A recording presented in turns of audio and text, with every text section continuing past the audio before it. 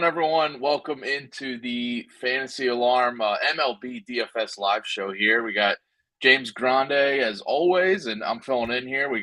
They're calling up me from the minor leagues. My name is Dan Servodidio. If you guys aren't aware, Howard and Pemba are not able to go today, but yeah, we're talking MLB DFS main slate Monday here. James, how you doing, man? Doing good. You're like, did you see the Pirates called up that 33-year-old Servo? He's been a 13-year minor league vet. Yeah, Finally got the I've been call. around. I've just been waiting 13-year for minor that league chance, vet. you know. Yeah, finally got the call to the big leagues. I'm proud of you. Happy to, it's funny. I saw his original team was the Pirates, and then just finds his way 13 years later back to the Pirates. I saw him hugging some guys. And here you are, Servo, back on the big stage 13 years later. Host, I'm I'm here. happy to have you here. Howard, host of the Fantasy Alarm Show over on XM at 6 tonight. So after us, you can tune in there. So, perfect transition into that. And then John, I've talked about it a couple times. We don't know if he has made it back from Las Vegas. He was at his bachelor party there. Nobody's heard from him. So like John could be lost. He could have stolen a tiger. Like nobody knows. Hopefully the latter, that would be a great story, but hopefully, I don't think John would have as much success with a tiger as those in Hangover did.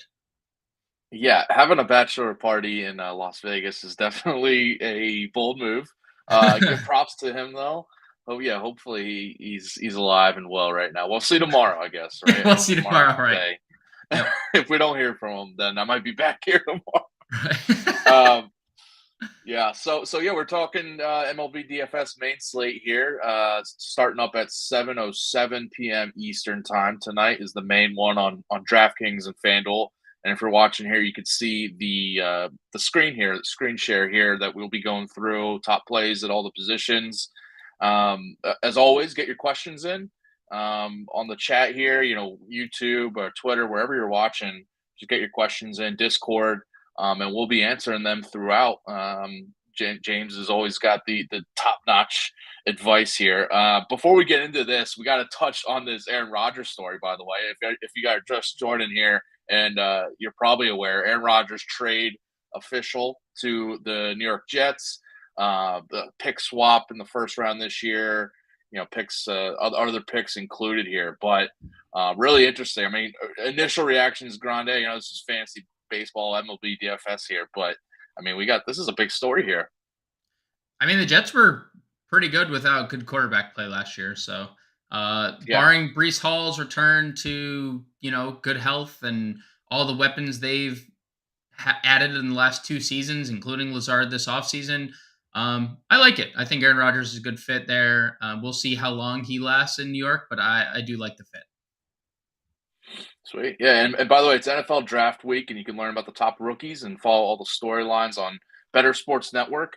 Listen every day for rookie profiles and rankings, NFL team needs, mock drafts, and more, plus the best odds and strategies to bet on the NFL draft. Be sure to join us for live coverage of the draft on Thursday and Friday night on Better Sports Network app, bettersports.com, streaming at Better Network. I know I'll be joining a little bit there, giving some draft takes and analysis there. So definitely join us all for that. Let's just dive into this main slate here, James. MLB weather report is a little light today. I don't think there's anything major, right? I mean, correct me if I'm wrong, but I think there's chilly temperatures to watch, in Minnesota, but that's about it. There's no rain, right? No, nothing to worry about. But it can it just let up in Minnesota? These poor people. Like it was snowing last week in the Yeah, well, forecast. I mean, dude. Like I feel like who, it. I'm sure it's for some people. People like snow. People like cold weather. But like, you won't catch me in almost May in 40-degree weather. I'll tell you that much. yeah, right. I'm here in Virginia, and it's like at night it gets down to about 45 right now. Like it's been cold like the last couple of nights and this week. So, but yeah, during the day, prime like possible snow conditions. I'm No, no shot. out. No shot. Um, yeah. So let's get into the pitchers here. Top pitchers. I mean, Spencer Strider, obviously the top guy, most expensive on DraftKings, and the Braves are the top favorite. I think it's like minus 275 on the slate tonight. Yep. Where are you going with your pitching? Is it Strider and then everybody else in a second tier? You looking to fade Strider? What are you doing here? Yeah, you nailed it. It's Spencer Strider, and then it's everybody else, and like we'll talk about it, but pitching drops off a cliff very fast. And the Strider thing, Atlanta in general, opened at minus 227, has ballooned to minus 275 everywhere. So like everyone betting Braves money line everywhere. Everyone believes in the Braves, and they should, because the Marlins offense has not given us any reason to think otherwise. They haven't struck out as much as they have in years past. They are striking out at a 24% clip, and Strider can strike out opponents with the best of them. But like 22nd in OPS this year against right-handed pitching, this 23rd again in WOBA against righty. So like Strider is the clear-cut favorite for me, even at 10-9. Nine or more. I mean, 9 strikeouts in 4 straight starts. I was going to say 9 or more, but it's just 9 in 4 straight Yeah, starts. yeah. Love the pitch count. Love everything about Strider. He's my SP1. He's my cash game plug, and in tournaments as well.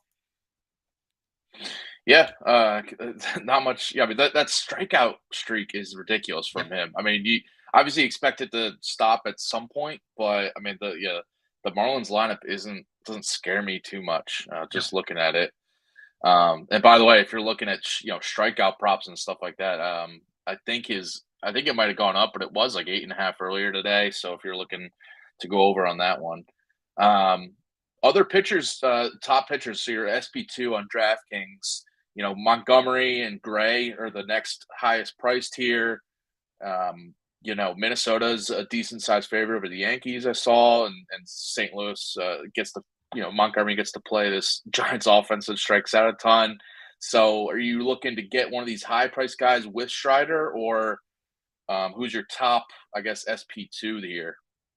Yeah, I mean, I think it depends on your roster construction. You can definitely get to Montgomery if you'd like. I mean, you teased it, but San Francisco strikes out a boatload against left-handed pitching. 30.9%. That's second in the league, and they have a sizable, plate appearance sample. So it's not like it's just this small sample size.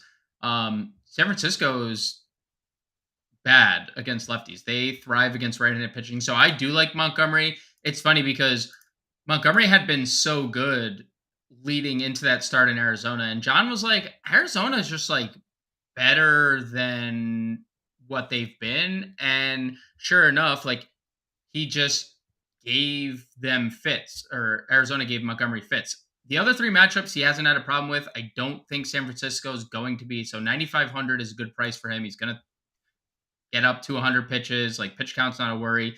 Sonny Gray, I'm a little worried about, and not because I think the Yankees offense has been great, and not that to say Sonny Gray hasn't been, because he has been awesome. But there's been 2 of the 4 starts where Sonny Gray is just like topped out at 80 pitches or so. And like the White Sox start, there was no reason for it. He wasn't in any trouble. He didn't come out for the 6th inning. There was no like weather impact. Like they just chose not to send him out there for the 6th inning. There's times where Sonny Gray walks a lot of batters. I mean, he already has 9 walks in 4 starts. That can drive up the pitch count. So like he's okay. He's going to be a little more contrarian, I think, than the other 2 guys. So if you want to get there, it's okay. Again, 40-degree weather obviously favors pitchers than it does hitters. Like it's hard to hit in cold temperature. So Yeah. if you're looking at it from that aspect, I don't dislike Gray. But I would safely put Strider and Montgomery ahead of him. But like obviously, if you want to get to Gray 9,300 in tournaments, I don't think many people are going to play him. I'm trying to pull up the ownership forecaster while I talk through it to make myself not look stupid, because I said Sonny Gray was going to be a contrarian option. But yeah, I think of the top 3 guys, he would be third. I actually like someone in the next tier quite a bit more than Sonny Gray. Okay. Is it Edward Cabrera or someone in that range? Because we got Michael Rojas in the YouTube chat saying K prop for Edward Cabrera over 5.5 strikeouts. He likes that one. So is it him going up against Atlanta on the other side, maybe stacking pitching in that Atlanta game, or where are you going here? We got Lance Lynn, Alex Cobb, Chris Bassett, Brad Keller, I guess in that next tier, or I'll even throw Colin Ray in there. It's not Edward Cabrera, so I think the strikeout prop is Okay. fine from a prop standpoint. The Braves do strike out against right-handed pitchers a lot, 26%. It's the third highest. Um, Obviously, the thing that we worry about with the Braves is the power.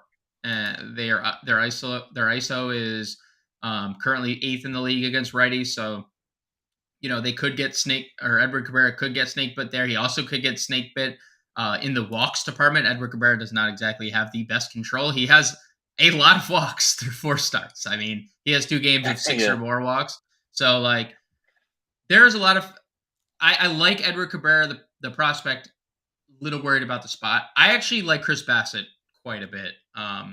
Okay. He didn't look great in his debut, and that's obvious. 10 hits, nine earned, 4 home runs. Since then, he's done a very good job at limiting damage. He's cut down on the walks the last 2 starts, especially the last start. The strikeouts have been pretty consistent, 5+ in 3 straight starts. He's a pretty sizable favorite in terms of Vegas. I mean, no one is like other than Jose Suarez for whatever reason in the Angels and Spencer Strider. There Yeah. aren't like massive favorites on the board, but 155 minus 155 on the money line over on DraftKings Sportsbook.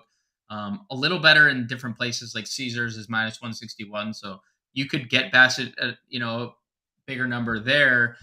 The White Sox have a lot of questions without Tim Anderson. Like they're leading Luis Robert off, Benintendi hitting second, Andrew Vaughn profiles better against lefties. Eloy Jimenez has been good, but after Eloy Jimenez, their lineup is Grandal, who has been bad for a year and a half now, Jake Berger, who has done nothing but bust or hit a home run. So, more often than not, he's busting. Oscar Colas has not been the guy that I think White Sox fans has hoped for. And then Lynn Sosa and Elvis Andrus is rounding out their lineup. Like those are not a potent lineup after you get by Eloy. And even at the top, like Benintendi doesn't beat you with power, and Vaughn, again, profiles better against lefties. So I like Chris Bassett quite a bit here. I love the fact that he's coming off 3 straight quality starts. So if you're playing on FanDuel, you have that in your back pocket. I love the strikeouts have been there. And, spoiler alert, the Blue Jays are my favorite stack of the day. So I'm almost putting a win in my back pocket for Chris Bassett. So all that to say, I like Chris Bassett as my second favorite pitcher of the day, even ahead of Jordan Montgomery. But I also understand Jordan Montgomery's shown 35 fantasy point ceiling where Bassett hasn't yet. If that's the direction you want to go, but Bassett would be my guy in this range. Not a lot of DFS interest in Edward Cabrera, and I just said the Blue Jays are my favorite stack, so I won't be getting to much Lance Lynn on the flip side of that game. Okay. Yeah. The Bassett, you mentioned he blew up in his first start, but since then he's been really good. And against Houston, that last outing, you can see on the screen 26 fantasy points on DraftKings. I mean, he had a really good out. I watched part of that game, and it was, a dangerous Houston offense, obviously. So, Right.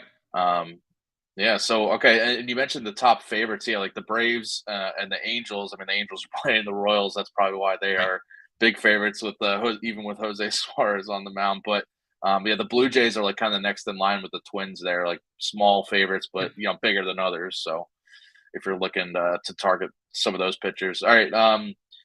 What about some value pitchers? If you're looking to go a little cheaper with your SP2 or get a couple of these guys cheaper. I mean, you go Burrito or Matthew Boyd. By the way, I'll just shout out my underdog article up on Fantasy Alarm right now if you want to check that out.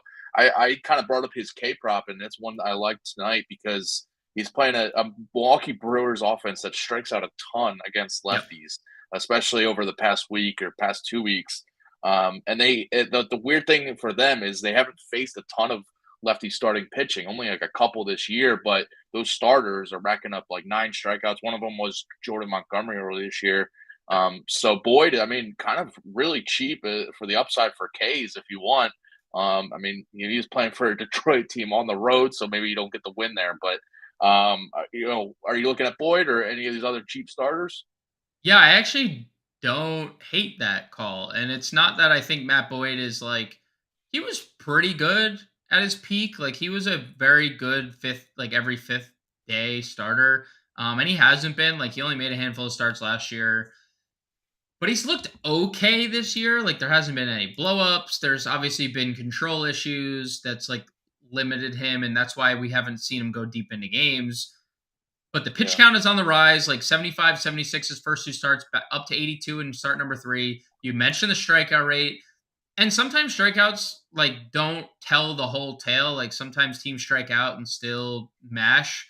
No, Hmm. Milwaukee does not hit lefties at all. I mean, 29th in Yeah. OPS. They're 29th in ISO.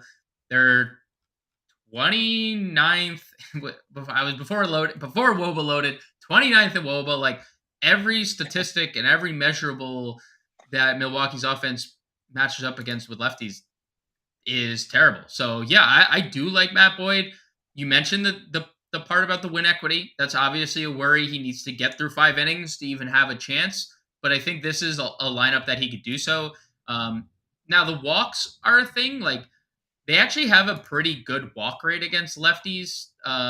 They do. I Slightly noticed. Yep. slightly better than league average. So like, if there was a problem that I could see Boyd running into, it's just the pitch count again, just with the lack of control. So I like Boyd. Is he my favorite SB2? No, but he's definitely my player pool. Colin Ray is going to be in people's player pools because, I mean, let's face facts. Like, Detroit is just bad again. Like, whatever improvements they thought they've made and whatever prospects they thought they had, like Torkelson and Riley Green, they are not panning out thus far. Detroit against right-handed pitching, they're 25th in ISO, they're 29th in OPS. Like, it's another year where Detroit's going to be bad offensively. Colin Ray, look, John and I set up on this network twice that Colin Ray has been in the major leagues, and he hadn't pitched since 2016, or he's made 9 appearances since 2016, and we crapped on him and crapped on him again for the second, and he's been serviceable. Like, start number 1, he was great against the Padres. He had a blow up inning against Seattle, and the other 4 innings were really good. Like, he's been better than expected, and I don't think Detroit is the team to probably like crack the egg that's Colin Ray. So yeah, I think Colin Ray is fine. I think Matt Boyd's fine. I am not getting baited, and I think this is something people might do tonight. Getting baited by the Angels money line with the Jose Suarez Yeah. thing, because he has been horrible. And I know he's coming off a start where he only allowed 2 earned runs. He walked 6 Yankees in 3 1/3. Like, he has not made it out of the 5th inning. He's allowed 12 earned runs in 3 starts. He has bad control. There's nothing appealing about Jose Suarez. Don't fall. It's a trap for me. Like, anyone that wants to go to Jose Suarez, like, I understand because it's Oakland, but like, just looking at some ownership, he is projected to be one of the highest owned pitchers of the night, and I just don't understand it because, again, like, he does not profile as a good pitcher, and I get that Oakland is Oakland. They are, we know they're Oakland for now. They're soon to be Las Vegas. Yeah. But like, they're like, I think I prefer, honestly, when you look at like the landscape of the ownership and you see Jose Suarez that popular, I almost prefer using Oakland's offense to using Jose Suarez. And that's crazy to say because Oakland's offense has been so bad. But I think that's just the nature of the beast that, sometimes we're using ownership as kind of leverage. And that's where I stand today. Like, don't fall into that trap. I think it's a trap, and the ownership suggests people don't. That's my opinion. Yeah. I'm not going to touch Jose Suarez. Yeah. No, I'm on board with that. I mean, I I would rather. I mean, it's risky. I'd rather play Tommy Henry, right? Agreed. For $800 less. against Agreed. a KC offense that's, arguably the worst in the league. Yep. So yeah, I feel you on that. And by the way, you're talking about the White Sox lineup and how non-scary it is, like for going up against Bassett. I was looking at the Detroit lineup, and it's like, you know, Riley Green obviously dangerous. They got a bunch of lefties, so I guess if you want to look at that split, and maybe that's risky for Colin Ray, but this offense is just not scary at all. I mean, Nick Maton hitting fourth and clean up, you know, like when you have Miggy still in there hitting seventh, I don't know. It's just not scary. And there's a number of times if you ever watch a Tigers game, and it's like they'd be lucky to hit one homer a game. Right. So yeah. All right. Well, there's your pitching here. Any other last thoughts on pitching before we go to position players? The only thing with Henry, I'd say, and I like the price, obviously, like if you want to take a dart on 5K, that game is currently the one with the highest implied run total, 10.5, and that opened at 9.5. So a lot of people have bet it up, and Brad Keller's been good this year. I'll definitely give him his props, but like 10.5 using a pitcher, like I don't love that. Henry was not very good in his 9 appearances last year, and I know KC's been Hmm. pretty bad, but I'm probably going to personally stay away from pitching that game. But again, 10.5 run total suggests something could be brewing offensively there. Yeah, and it's not like the Diamondbacks are significant favorites. They're only slight No. favorites, so Vegas expecting runs from both teams here. So yeah, both pitchers kind of risky there. All right, well, let's look at the pitching the hitters here. Go to catcher first. Top price catcher on DraftKings. You got Sean Murphy hitting cleanup for the Braves. Where are you looking at the top end of this? Are you looking to pay up for catcher here, or maybe looking further down? Um, it's probably a spend down situation for me today.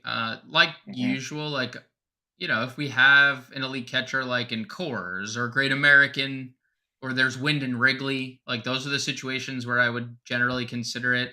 I don't I don't hate Salvador Perez, like if I were to spend up on anyone. And that's primarily due to him profiling so good against left-handed pitchers. And it's a 10.5 total. Like last year, against lefties, 845 OPS, 509 slug, 230 ISO, 357 WOBA. Like everything looks good, surface level for Salvi against lefties. So if I were to go anywhere, it would be him. But I love a few guys below 4K, primarily Alejandro Kirk at 3,400, who has historically hit righties well. I mentioned I don't like Lance Lynn at all.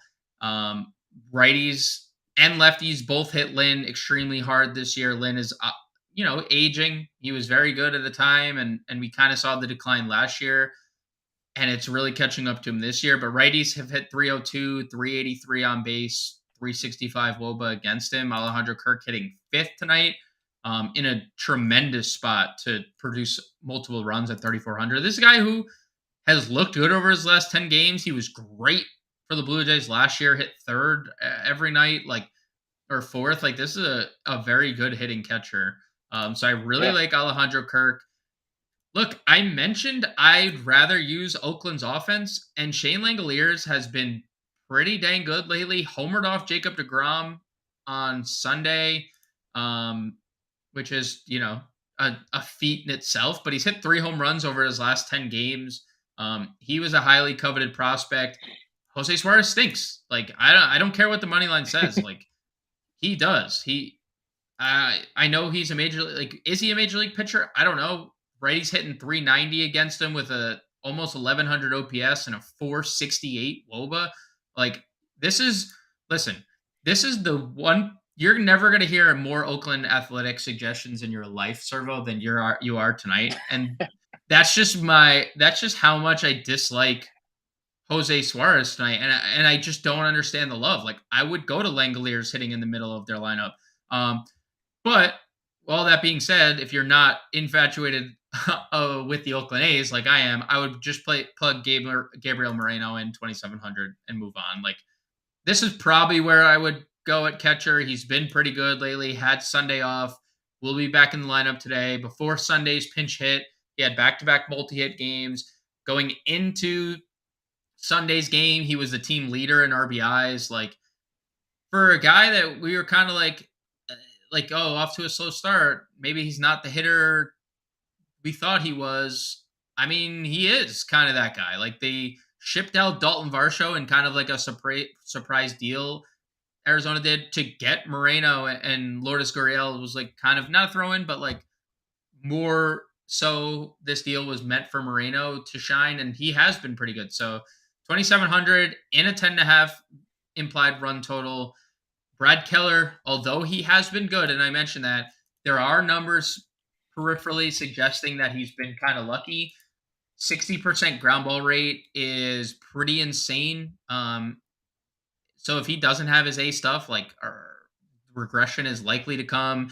XFIP is way higher than his ERA against certain splits. So I like Moreno. He's probably my favorite catching play of the day. If I'm not paying up for Salvi or going Kirk or Langoliers. Okay.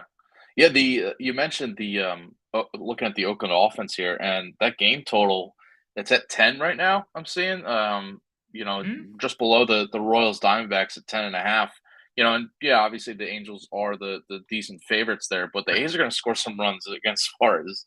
It's not going to be all Ken Waldichuk giving up bombs, but yeah, the you mentioned Kirk, ground all. You're looking at him at all because he's hitting fifth in the White Sox, but I guess you like Bassett, so you're kind of looking away from a guy like Grandal, right?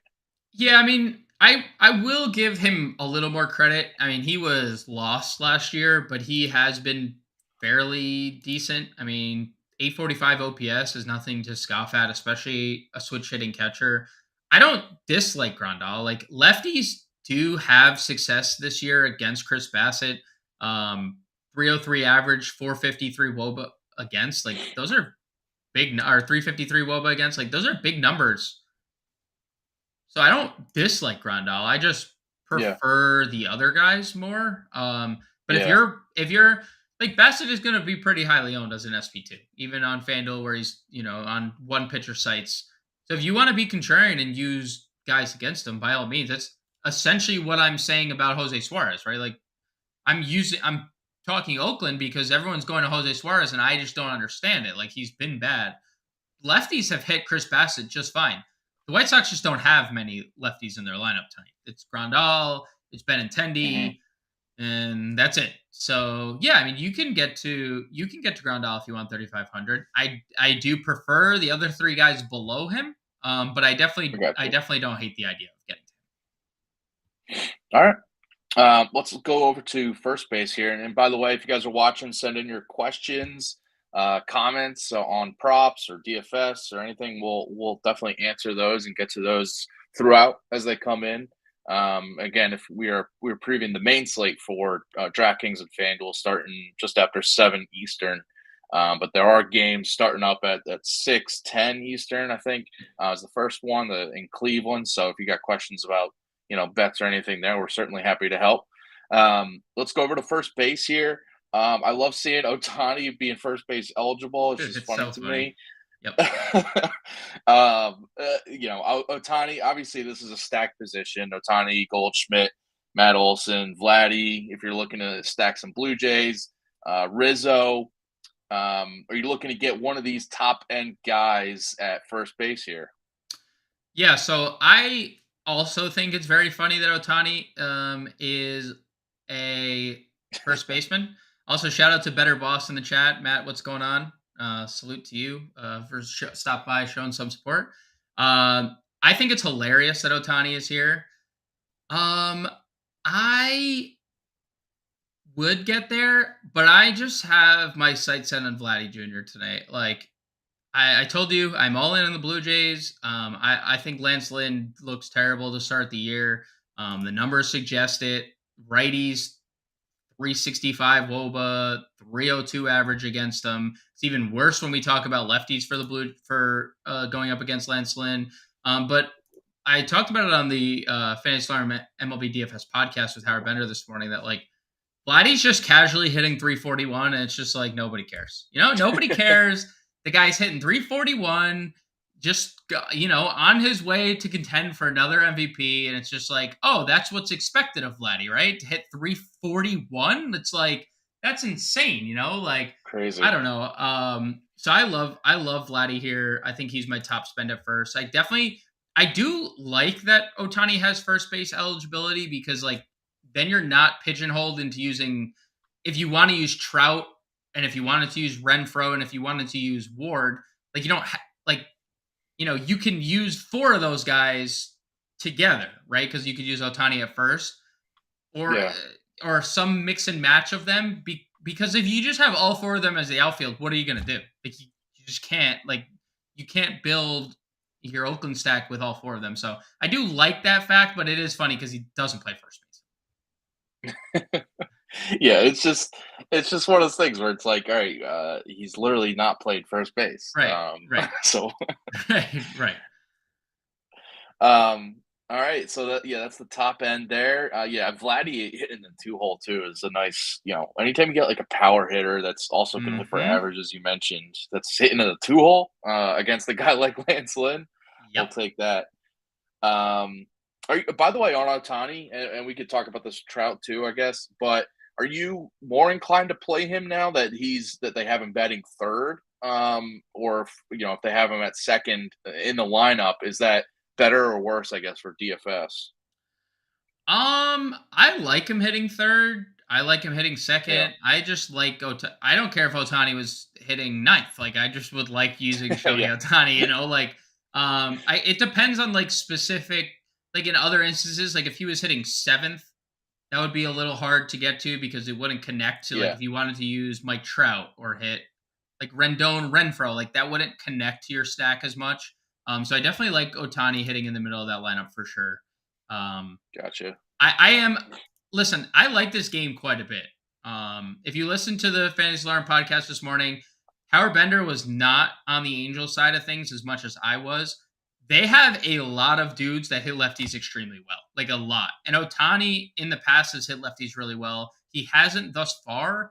But also Waldachuk has allowed 6 home runs to righties already in 3 starts. So like I'm perfectly fine using anyone from the Angels, which we're going to get to very shortly because there's a couple here at first base that we might talk about. So, Oh, all right. Yeah, we got Gio Urshela and Brandy Drury right there.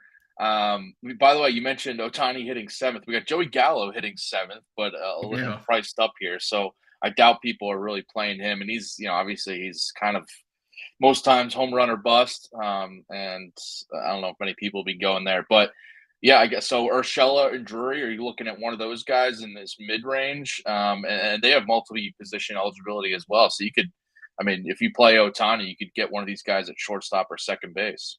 Yeah, so I understand Brennan Drury spent like half of his campaign in Great American Ballpark last year, and it was like his breakout, right? Like Brennan Drury hadn't been that guy for Toronto and pretty much everywhere he went until he goes to like the best hitting environment outside of course in the league. And then he gets traded and he was mediocre for San Diego. But the one thing that Brandon Drury did well, even in San Diego, Servo, was hit lefties. And Yep. he Yep. crushed lefties last year. So, like, I understand he's been really bad this year. And that was kind of what Howard was saying. Like, why are people so enamored with Brandon Drury suddenly after like one good season? And I understand it because that one good season came in the best hitting environment outside of course.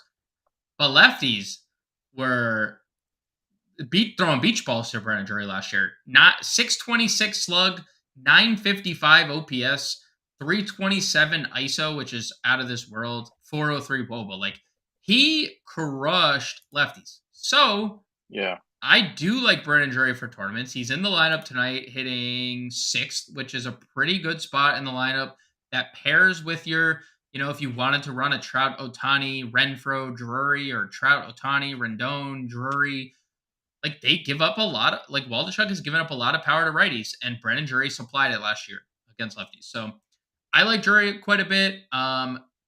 Urshela not in the lineup tonight kind of surprises me because he has been pretty good against lefties. Also has the weirdest eligibility on DraftKings of all time, first shortstop.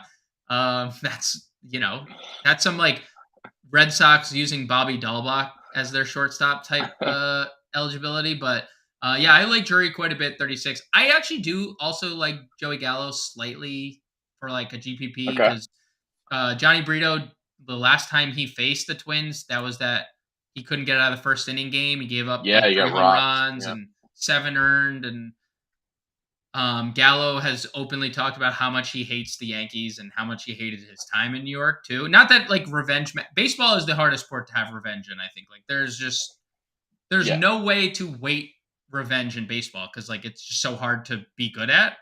Um, so I like Gallo in tournaments, but I like Brennan Jury a little bit more at 3,600. Okay. Gotcha there. The next range here, I mean, if you're looking at on DraftKings, the pricing wise, are you looking any cheaper than Brandon Drury there in like the 3K range, 2K range? Not a ton of cheap options here though at first base. Like if so, I have a couple. Like if you're interested in that Arizona game and you're interested in the 10.5 total, I don't think we've gotten an Arizona lineup yet, have we? I don't see one. Like if Pavin Smith was in the lineup, he's been pretty good since being called up. Um, Okay. 1100 OPS. He's only in the lineup against righties, but he's hit like third at times. He's hit fifth at times. I expect Corbin Carroll to hit third tonight, but like Pavin Smith should be in a pretty good run producing spot and has shown flashes of power. 5 of his 9 hits this year have been for extra bases. So I like Pavin Smith, 3,100. I'm gonna suggest another Oakland guy in Jesus Aguilar who hits lefties Okay. decently at 2,600. We saw him hit third the other day. He actually hit a home run against the lefty on Saturday, I believe, at $2,600. I mentioned I just don't think highly of Jose Suarez.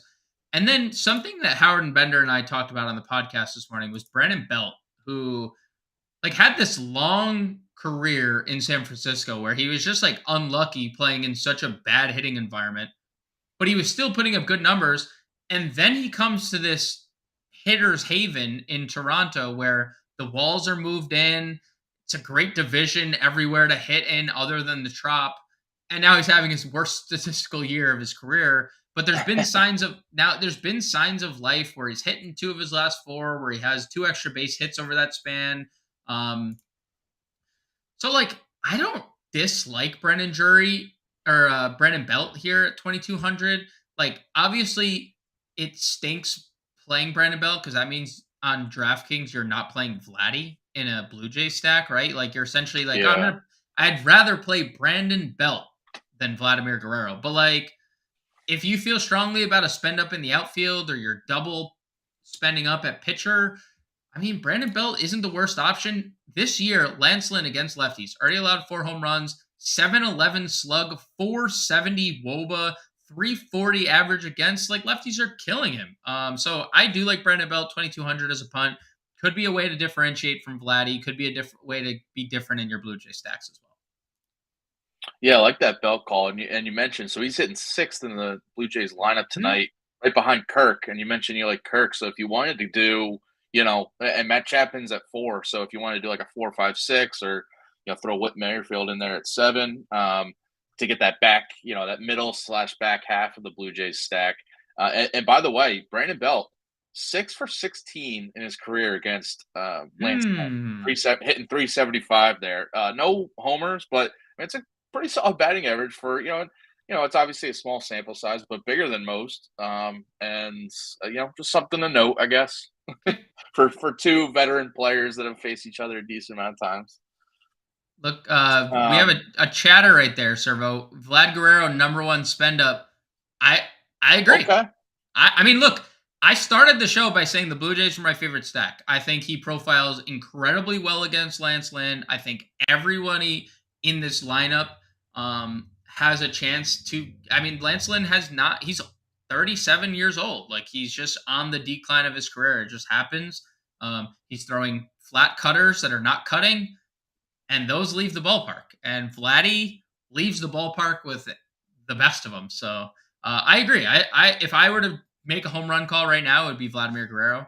Um, just saying, if you did want to be different, or if you're playing on FanDuel where you could play Vlad and Brandon Belt, that's a possible scenario you could play out. Yeah, yeah, decent one there. Yeah, and by the way, the Blue Jays heading home after just a recent road trip at the Right. Yankees and Astros. So just back in that Toronto ballpark, and Yep. I think it's a little chillier in Toronto, so I think the roof's probably gonna be closed. Yep. So For a little sure. controlled hitting environment there, which is nice. All right, let's head over to second base here. Um, top guys, Estrada, Albies, Gleyber Torres.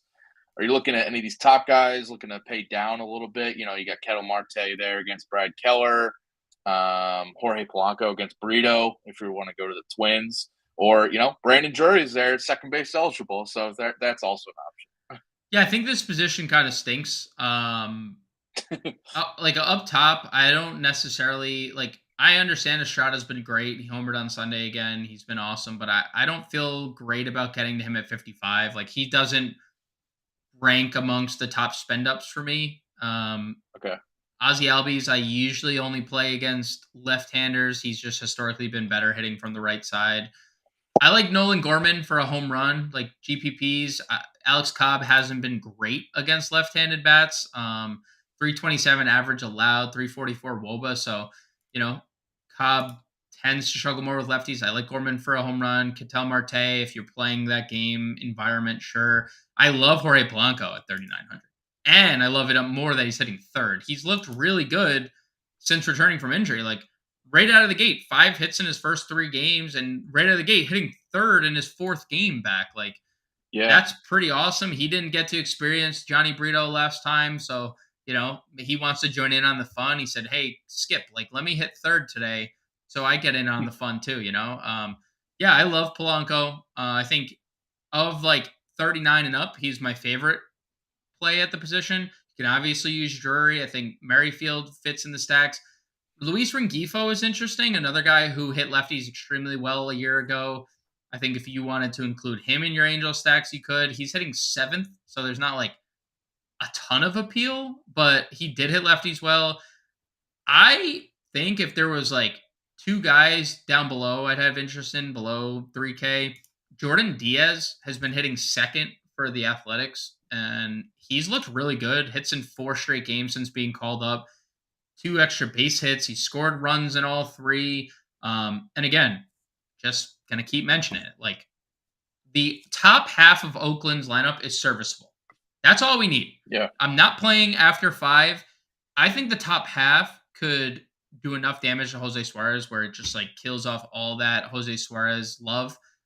Jordan Diaz is my spend down at second base. And then I'll give it a shout out to Kevin Biggio, and only in honor of John and Pemba, because for John, hopefully you're out there alive and well in Vegas somewhere. John always mentions Kevin Biggio when he's in the lineup, and every single time I'm like, no, dude, he stinks. But the last time he did, he hit a home run. We get a righty. Lance Lynn is really, really bad against lefties. So like the more lefties I can use against Lance Lynn, the better. So I'll give John some love here and shout out Kevin Biggio only in tournaments and in Blue Jay stacks. Yeah, definitely a tournament play. Yeah, hitting 111. He is not his father. I can tell you that. Yeah, he's really interesting because he kind of, obviously entered the league with a lot of hype and was Right. good at first, but he really fell off the last Yes, year and a half. Yes, he Yeah. sure did. He sure did. By the way, it is NFL Draft Weekend. Fantasy Alarm has all the fantasy football and betting content you need to prepare for the draft in the upcoming season, featuring Britt Flynn's mock draft right now, rookie scouting reports, NFL team needs, player projections in our Discord chat, and much more. For a limited time, get the complete NFL package plus DFS playbooks for all sports, including MLB that we have out there right now, at an additional 20% off already discounted annual price with promo code NFL Draft at fantasyalarm.com. That's promo code NFL Draft at fantasyalarm.com. And just a shout out for myself, I have a couple of those scouting reports out there for some of the positions. If you're looking some of the top NFL draft prospects coming up on Thursday. Let's get back to the MLB DFS slate here, main slate. looking at third base now, top third base guys, obviously Austin Riley, Arenado, Matt Chapman hitting cleanup if you're looking for that Toronto stack that we've been talking about. Rendon against Waldichuk at the top there. Are you looking at any of these top guys for third base? I mean, I hate to sound like a broken record, but I'm going right back to the Blue Jays here. Matt Yep. Chapman. Um, he has been like the typically forgotten man in Blue Jay stacks, and I know he got off to a very hot start and he's kind of cooled down, but the power for Chapman is always there. He's hitting in the middle of this lineup. Like everything makes sense going to him. There is a lot of power upside here, so I love him. Rendon is okay. I don't. So I think this is even worse than second base. I think third base is really hard to actually like a list of guys. Rendon fits because he has historically hit lefties well, but since all these injuries have piled up, he just hasn't looked the same, especially since leaving Washington. He just hasn't been the same Yeah. guy. So you can get there. 4,400 is not bad. Brian Anderson is someone who I really liked on the podcast this morning, coming off a double home run game.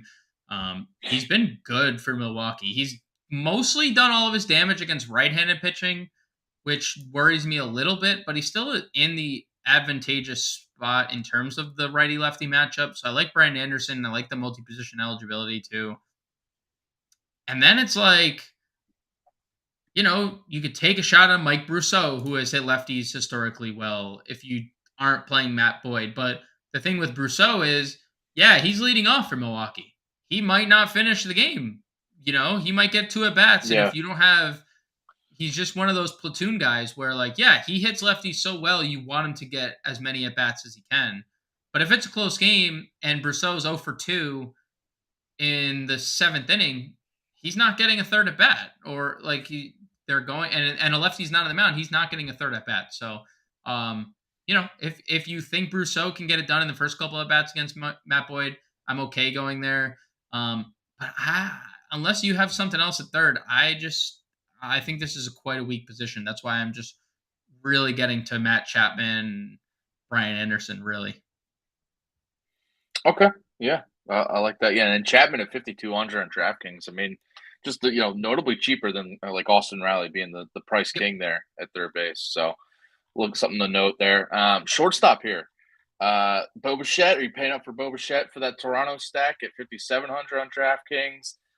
Or maybe looking elsewhere. Correa going against Brito is pretty attractive. Bobby Witt is there at 5,100. Where are you going with this shortstop position? Yeah, you can definitely get to Bichette.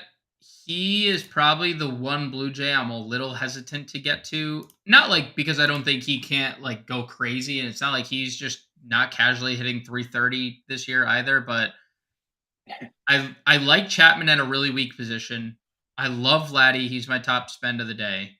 So it's just hard to get Bichette when you're also using Spencer Strider like I think you should Yeah. be, right? So you can go full Blue Jays and not use Spencer Strider, or you're basically stacking them with Oakland, right? Those are your options essentially. So yeah, I think you could definitely get to Bichette. I don't dislike that. Same thing can be said about Adames. He's hit really well in Milwaukee. He's hit really well since leaving Tropicana Field. Yeah, that whole thing about he couldn't see in Tropicana, and now he can't believe how well he can see in Milwaukee. But he's always hit righties better, and we like Matt Boyd. Bobby Witt is kind of interesting because he is coming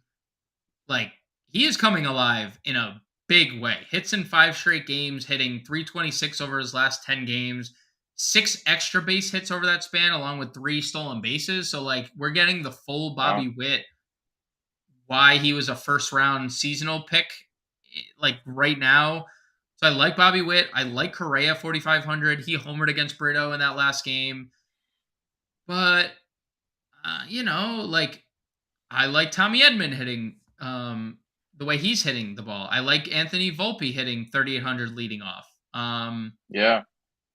I don't dislike, if you want to punt the position, Zach Nato in the righty-lefty matchup, 2,700 against Waldichuk. He's starting to look a little better at the plate since being called up about 2 weeks ago. So Another weak position that I think there's a lot of interesting names, but no one I'm like gotta have. I think if I were to like lean on anyone, it would probably be Witt, Correa, Edman.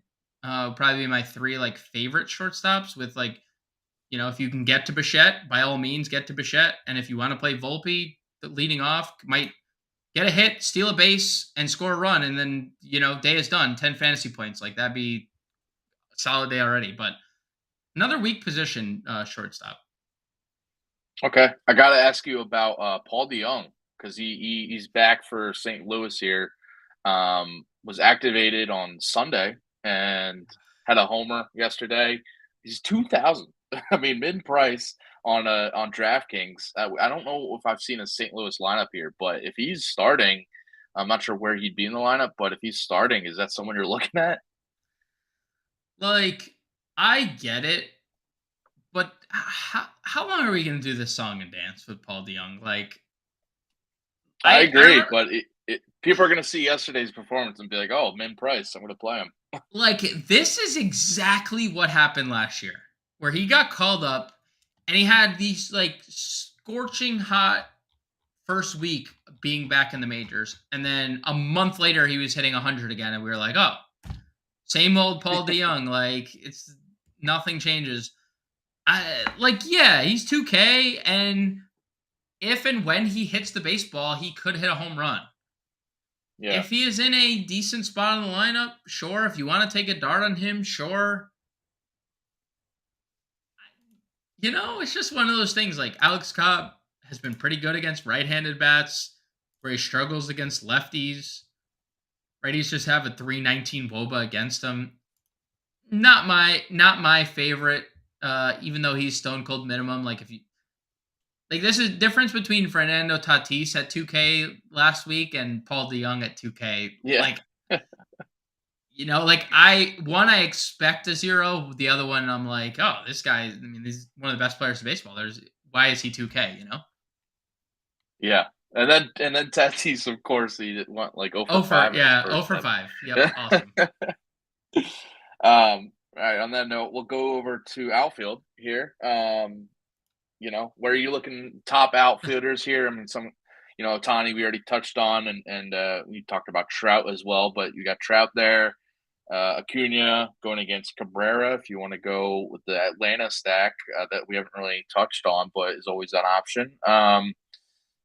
Top wide outfielders here for you. Yeah. So Cabrera is definitely worse against righties, which plays into the Acuna hand. And Acuna is just an absolute psychopath, dude. Like, he is. If he is on first, he is. You just might as well just put him on second. Like, there's no point in even letting this guy like touch first. Just it's like when you collect 200 when you Monopoly. Like, that's Acuna. Like, he's just passing go and just get it. Like, just start him on second. 7 stolen Right. bases in his last 10 games, 12 stolen bases already for a guy hitting 374. Like, yeah, I'm perfectly fine getting to this guy. 12 walks plays into the hand of Acuna as well. Like, if he walks twice in this game, could he have 4 stolen bases? Yeah, sure, he could. So I love Acuna. I mean, no problems getting to him at 65. I would say Trout is probably my second favorite outfielder up here. Mhm. Home runs in back-to-back games. He looks like Mike Trout, Yeah. aka like the best hitter on the planet. Hits in 5 straight, 4 of them being multi-hit games. Hits in 7 of his last 8 overall. The guy is unbelievable, and he gets an extremely hittable guy who's a lot of power away from his home ballpark. Like, Waldichuk's good start came in his home ballpark. So I like Trout, and then like the other 5K guy I like here, Hunter Renfroe, another guy who's crushed lefties this year. Double dong the other night, which we love. Hitting in the middle of this Angels lineup, like, again, I'm not going to suggest a game stack because that means you're playing Oakland, and I do think Oakland's in play, but like, you don't have to game stack. But like, Renfroe this year alone hitting 500 against lefties. Last year it was much of the same. The year before it's much of the same. Like, the guy just crushes lefties. The Angels are going to be one of those stacks that I think a lot of people get to. from what I'm seeing, it looks Yeah. like they're going to be the highest owned team of the night. They have the highest implied run total of the night. I can't tell you not to play either of these guys. They're obviously expensive. Like we mentioned, Otani was 5,700. Like if you wanted to use, I mean, they have 4 outfielders. If you throw Taylor Ward in the mix, that are $4,900 or more. So like the Angels are super expensive, and that's why also I think Brendan Drury could be someone in the mix of like including in that Angel stack. But I love all 3 of the Angels, all 4 of the outfielders for the Angels. Just Trout and Renfroe are my 2 favorite. Okay.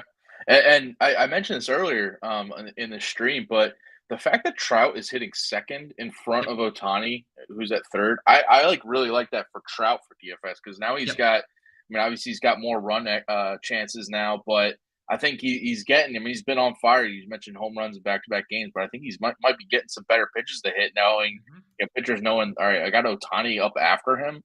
And, obviously they're, you could say it's the other way around when Otami is hitting second and Trout third. It's kind of a nightmare situation for any pitcher, but Yep.